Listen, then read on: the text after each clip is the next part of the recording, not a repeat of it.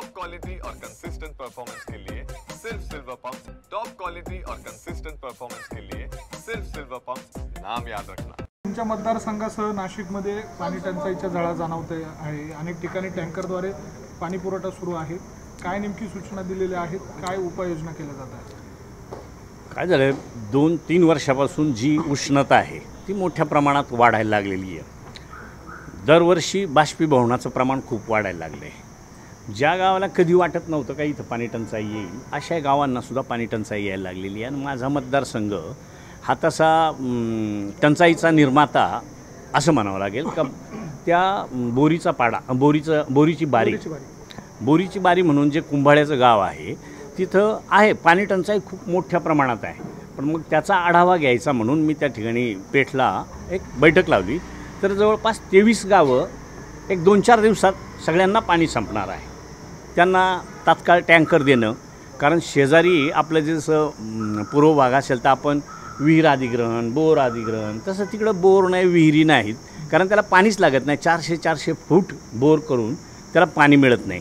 आणि म्हणून तात्पुरती जी नेहमीची व्यवस्था आहे का टँकर भरून आणि त्या गावांना पाणी देणं, पण ते सुद्धा एवढं अडचणीचं आहे का टँकर भरून आणला तो 8000 लिटरचा असेल। चढ्याची गावं आहेत तिथं 2000-3000 लिटर पाणी तर रस्त्यालाच सांडून जातं। आणि म्हणून खूप मोठा प्रश्न त्या ठिकाणी तो पडला आहे का कशा पद्धतीनं जनतेला आपण आता ह्याच्यातून सावरू। परंतु काय असेल, मी त्या दिवशी सांगितलं का बाबा शासनाचा टँकर एक, आपल्याजवळ पेसाचे पैसे आहेत, आपल्याला आयोगाचे पैसे आहेत ग्रामपंचायत स्तरावर, आपण सुद्धा खाजगी टँकर लावा। आणि जेणेकरून एक टँकर टाकण्याऐवजी, कारण शासनाचे निकष मी आता परवाच्या 6 तारखेच्या बैठकीत सांगणार आहे का बाबा हे निकषसुद्धा बदलले पाहिजे का माणसी 20 लिटर पाणी, 20 लिटर। आता एखाद्या घरात माणसं 2च असतील पण जनावरं 4-5 आहेत, मग त्या जनावरांचं काय करायचं? म्हणून जनावरांचा सुद्धा हिशोब करावाच लागेल। भले पूर्ण पाणी त्यांना मिळणार नसेल, आता ते मूक जनावर आहे, ते काही सांगणार नाही माझी ताण भागली असं, पण काही करून पण मग त्याला आपल्याला वाटेल का बाबा यांना पाणी दिलं आपण, म्हणून कमी जास्त प्रमाणात का होईना पण जनावरांना सुद्धा पाणी देण्याच्या संदर्भात मी कॅबिनेटला सांगणार आहे। अनेक आपल्या भागामध्ये जर बघितलं तर जलजीवन मिशनचे जे कामं आहे ते कागदावरच पूर्ण झालेले आहे, प्रत्यक्षात ते कामं पूर्ण झालेले नाही, त्याच्यामुळे दुष्काळाच्या झळा ज्या आहेत ते अधिक तीव्र जाणवत आहे।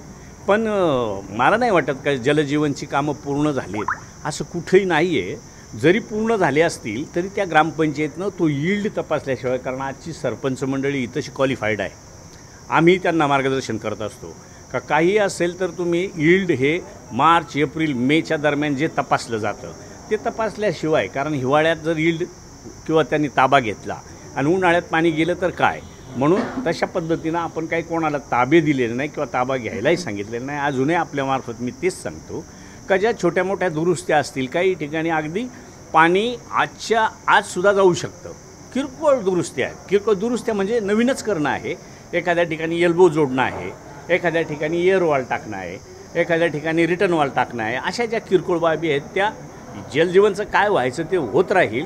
पण यंदाच्या ह्या मोठ्या एवढ्या संकटात त्याच्यावर मात करण्यासाठी आपण पाणी नेऊन देऊ।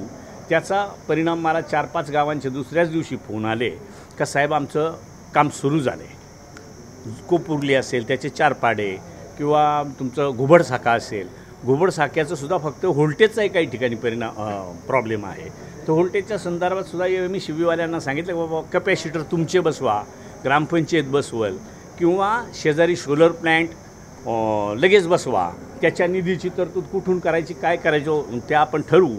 परंतु आत्ताच्या मितीला जलजीवन हे तसं फेल योजना आहे, हे मी सुद्धा मान्य करतो का त्याचं ज्या गाईडलाईन आहेत त्याच त्यावेळेला केंद्रानं ज्या बनवल्या, त्या कशा बनवल्या, कोणी बनवल्या त्याचं काय आपल्याला सांगता येणार नाही।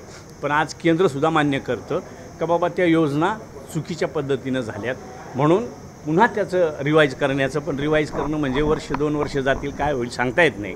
म्हणून आजचा प्रश्न मिटवण्याच्या दृष्टीनं जेवढा होईल तेवढा प्रयत्न मी स्वतः सांगितलं का ट्रान्सफॉर्मर बसला नसेल तर दुसरा कुठला असेल त्याच्यावरून तुम्ही टॅप करा आणि त्या लोकांना पाणी द्या। पण जलजीवनचे बिल, एक मिनिट किरण, एक मिनिट, जलजीवनचे बिलं निघत आहे 1.5-2 कोटी रुपये 5-5 पाड्यांना दिलेले आहे, त्याचे बिलं जिल्हा परिषदेकडनं जात आहे, पैसे निघून जात आहे, हे पैसे जाता कुठे? नाही, आता 2 महिन्यापूर्वी अजून त्यांचे तसं येणं जर राज्याचं बघितलं तर जवळपास 1700-1800 कोटी रुपये देणं आहे आणि काहीतरी 700-800 कोटी आले होते आणि त्यांची बिलं तशी खूप मोठ्या प्रमाणात देयकं बाकी आहेत. म्हणून पैसे आता सातत्यानं देतात असं नाही.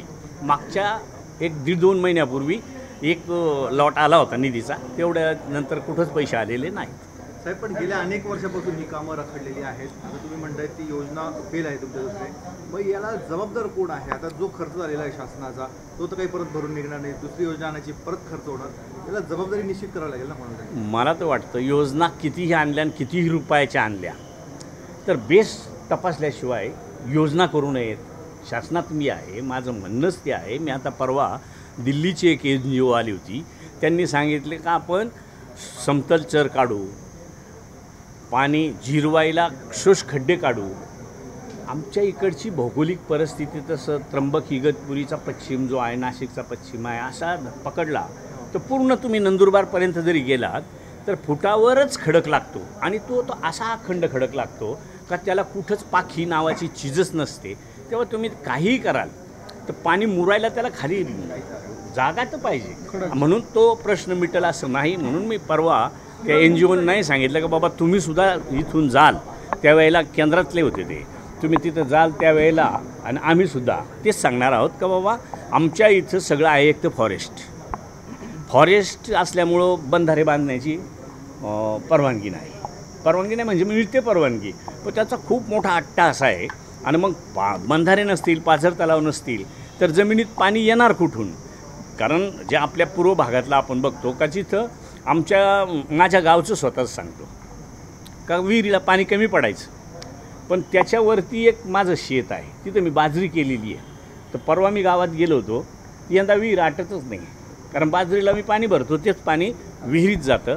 अशी परिस्थिती तिकडं कुठंच नाही आहे ना, पाणी भरलंच जात नाही जमिनीत, तर जमिनीत पाणी येईल कुठून? अशी सगळी अडचण आहे. म्हणून आपल्याला पहिलं पाण्याचे स्रोत निर्माण करणं, मोठे स्रोत निर्माण करणं. माझी तर विनंती आहे, आपणही एक चक्कर मारून आलात आणि आम्हाला तसं मार्गदर्शन केलं तर बरं होईल. नाही साहेब, पण आपण इतक्या वर्षापासून तिथलं प्रतिनिधित्व करत आहात, आजपर्यंत अशी कामं झाली नाही, ती का झाली नाही आणि आता काय सरकारने करायला पाहिजे? तुमची लाईन ऑफ ॲक्शन काय? माझं म्हणणं असं आहे, सरकार जसं 3-2चा प्रस्ताव, मग स्मशानभूमी बांधायची आहे, शाळा बांधायची आहे, एखादी छोटीशी शासकीय इमारत बांधायची आहे किंवा एखादा रस्ता न्यायचा आहे, तर त्याला 3-2चा प्रस्ताव करून आणि मग त्याला 2.5 हेक्टरपर्यंत 2.5 एकरपर्यंत 1 हेक्टरपर्यंत परवानगी देतं.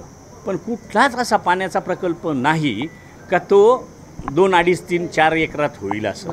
म्हणून पाण्यासाठी जसं आपण अतिक्रमण केलेल्या लोकांना, जनतेला एक दिलासा म्हणून त्यांच्याजवळ भूमिहीनांना आपण वनपट्टे देतो, पण वनपट्टे देऊन त्याच्यातून आउटपुट पाहिजे एवढं निघत नाही, कारण त्याला वनपट्टे दिलेत पण त्याला शेतीला पाणी असेल तर त्याच्या जीवनमानात फरक पडणार आहे.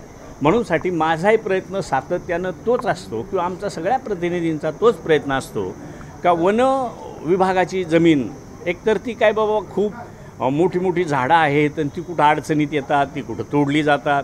आता वास्तविक पाहता तसं द्यायला काहीच अडचण नको. काही अशा नद्या आहेत का नद्यांवर सिमेंट बांध घातला तर एक सिंगल झाड तुटत नाही, सिंगल नाही तुटत, कारण खडकाच्या नद्या आहेत मोठमोठ्या, 2-2, 1.5 MCFT पाणी साठू शकतं. असं नॅचरली एकदम साईट फिजेबल आहेत.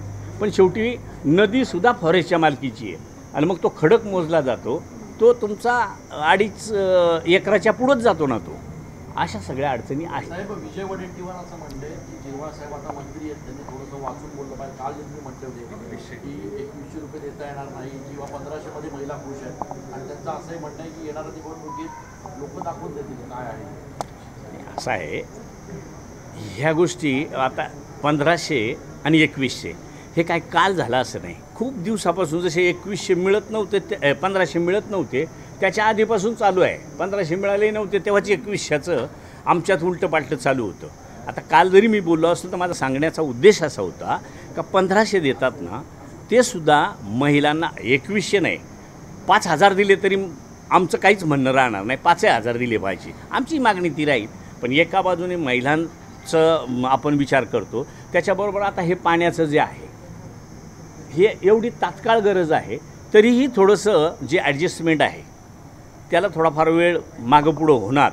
मग ह्या अशा बाबी ज्या IMP आहेत त्या करण्यासाठी सरकार थोडंसं अडचणीत येतं. म्हणून मी काल जरी बोललो असेल तरी आज सांगतो का जे 2100ची मागणी मग महिला नाराज हे CM साहेबांना माहीत आहे, दोन्ही DCM साहेबांना माहीत आहे. त्याच्यामुळं त्यांनी अनेक वेळा सांगितले का बाबा आम्ही हा 5 वर्षाचा प्रोग्राम केलेला आहे, 5 वर्षात पहिल्यांदा आम्ही 1500 दिलेत, पुढं जशी आर्थिक परिस्थिती सुधारेल तसं देण्याचा विचार आम्ही करू. अशा पद्धतीने सभागृहात सुद्धा झालं आहे. पुन्हा पुन्हा ते काय येतं मला समजून नाही राहिलं.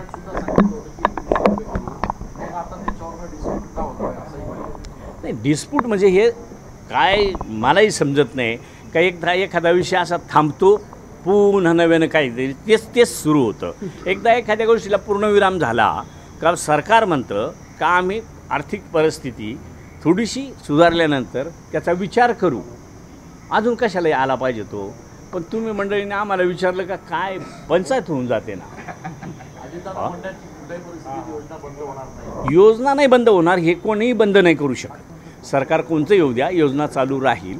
योजनेचे निकष नियम काय असतील ते सरकार ठरवेल, पण योजना बंद होणार नाही. पण लाडक्या बहिणीच्या एकूणच जो निधी जातोय, जो पैसा त्यामुळे विकास कामांवर परिणाम होत आहे. आता हे तुम्हीच मला म्हणता तेव्हा काय म्हणायचं काय मत काय त्याच्यावरती होत आहेच ना. उत्पन्न आणि खर्च याचा ताळमेळ जर घालायचा ठरला तर एकदमच एखादा आता समजा 1500 दिले तर मी म्हणतो खुश आहे, तर मी नॅचरली काय मी असं कोणीतरी सांगतं खुश आहे म्हणून नाही.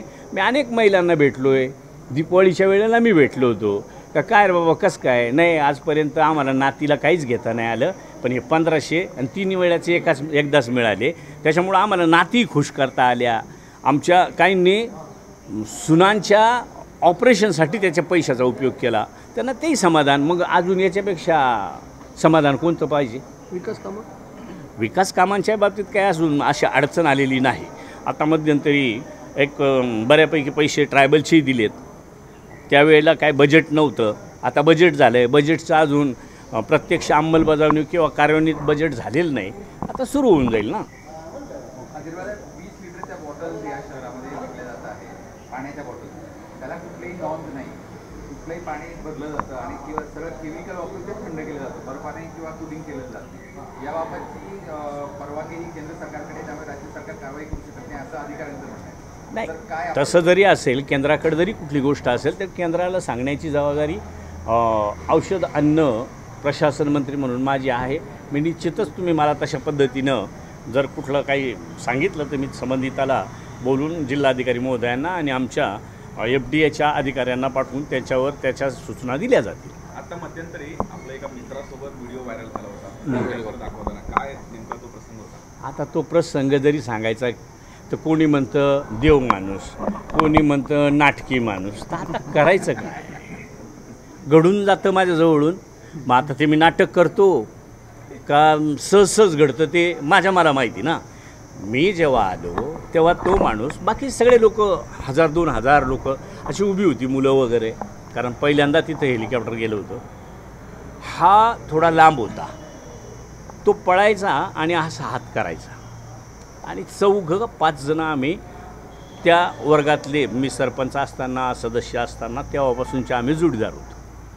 मग तो पळत आला, मला याच्यातलं कोणालाही बोलवता आलं असतं, पण तो पळत आला, पण हात वर करून दम टाकत आला, म्हणून त्याला मी बाहेरून इकडं बोललो. तो उभा राहिला होता. चाल बाबा, तू एवढा लांबून एवढा वरून हात करत होता, त्याच्यापेक्षा त्याचं मला काय का माणूस हा काय असतो का, तो आला तर माझ्याऐवजी अगोदर भेटला तो त्या पायलटला, पण पायलटला भेटताना त्याला पाया पडायचं होतं, त्यांनी चप्पल त्याची खाली काढून ठेवली. आता याच्यात कोण म्हणतं ह्याला सुदाम्याला शेवटपर्यंत सांभाळतील का. अरे मी श्रीकृष्णच नाही, सुदामाचा विषयच नाही. त्यांच्या उपमा आपल्यासारख्या सर्वसामान्य माणसाला कशा लागू करता तुम्ही. सांभाळतो नाही सांभाळत तो काळ वेळ ठरवल है ना. बाकी धन्यवाद. थँक्यू.